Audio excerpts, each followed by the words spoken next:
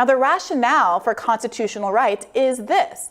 Some things are considered to be so important, so fundamental, that the federal government will protect you against incursions by the state.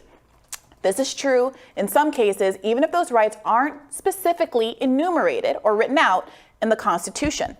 On multiple occasions, the Supreme Court has extended federal protection to rights by reading those rights into the text of existing constitutional amendments.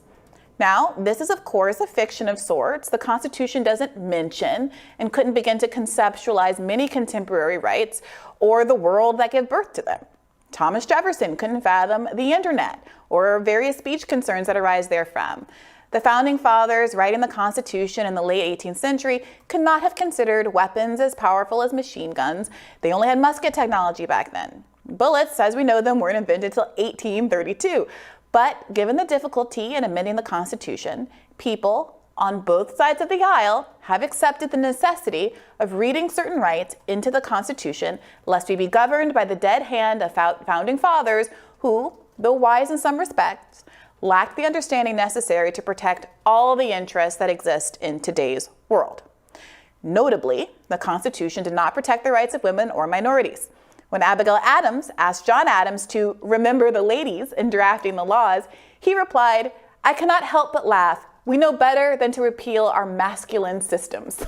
Write it all into the founding documents. We would constrain the government, would say it can't do anything.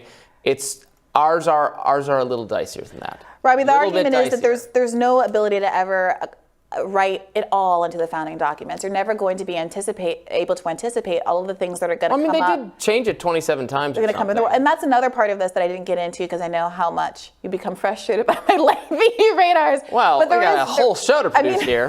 Part of the Ghislaine Maxwell's just waiting for us later in the show. She has time in her hands, believe me. So, part of the issue is that we do have this Constitution, this gridlock, where it's very, very difficult to amend the Constitution in a way that I don't think that the founders necessarily anticipated either. So that being the case, no one has any issue saying, well, the Constitution obviously doesn't say everybody gets a machine gun, but we're willing to read that into it.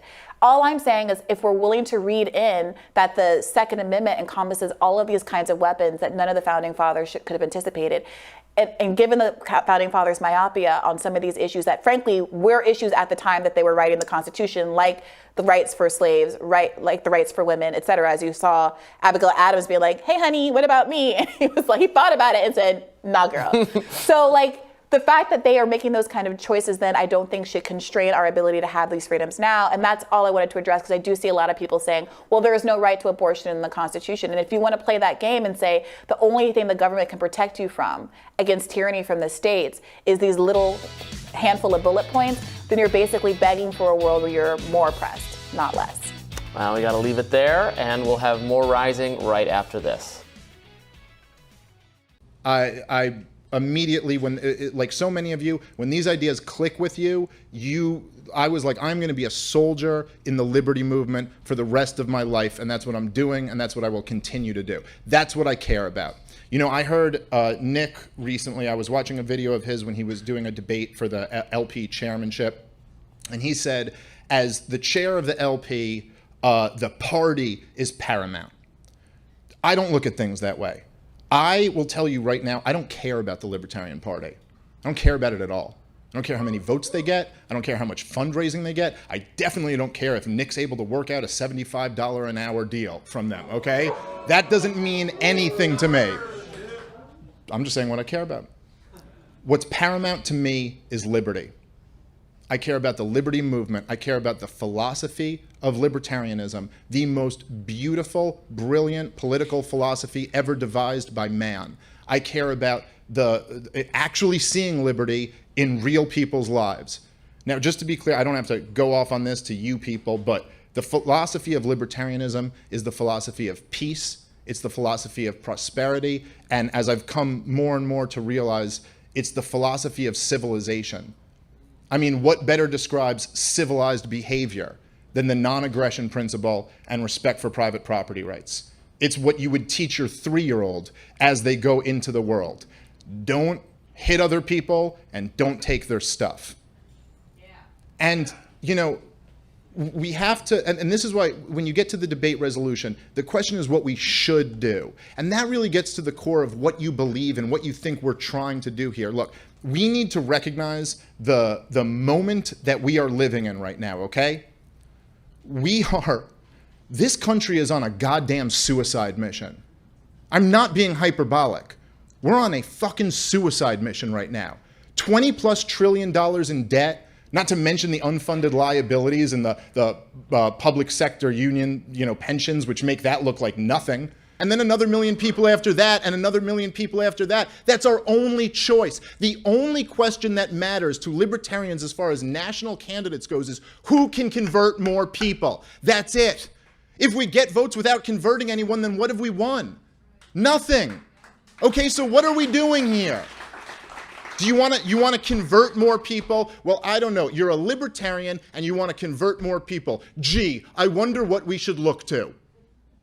When was the last time anyone converted a lot of people to libertarianism? And we all know the answer. I don't care what you think of him. It was the great Ron Paul. He was the guy who converted people. Every one of you knows this.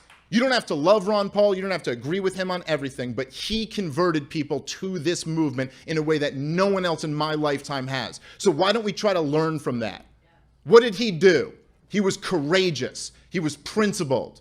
He stood up in 2007 in George W. Bush's Republican Party and said the bravest thing you could possibly say.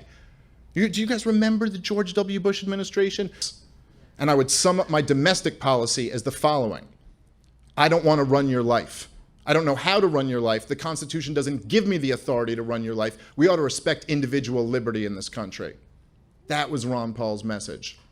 Now, we may have our problems with populism. I certainly do. I've spent a lot of time on my podcast disagreeing with that. But can you relate to it a little? Can any libertarian honestly say, I don't know why you'd have a problem with the elites?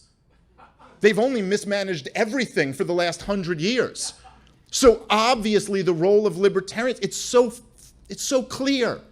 The message that we go is, no. This is what the Libertarian Party in 2016 goes, I know you guys are anti-establishment, you hate the center. We're the ones who really hate the center. We've been talking about this forever. We don't need to go populist left or populist right. We don't need to embrace neo-Marxism or neo-fascism, these disastrous movements from the 20th century. Turns out the answer is pretty much our Bill of Rights, our story. Our history. Embrace freedom. That's the answer. We libertarians are the inheritors of an exceptionally venerable tradition of ideas that is noble and beautiful. And that carries with it a grave responsibility. We must be true to that inheritance. Enough putting people to sleep already. It's time we finally woke them up. Thank you.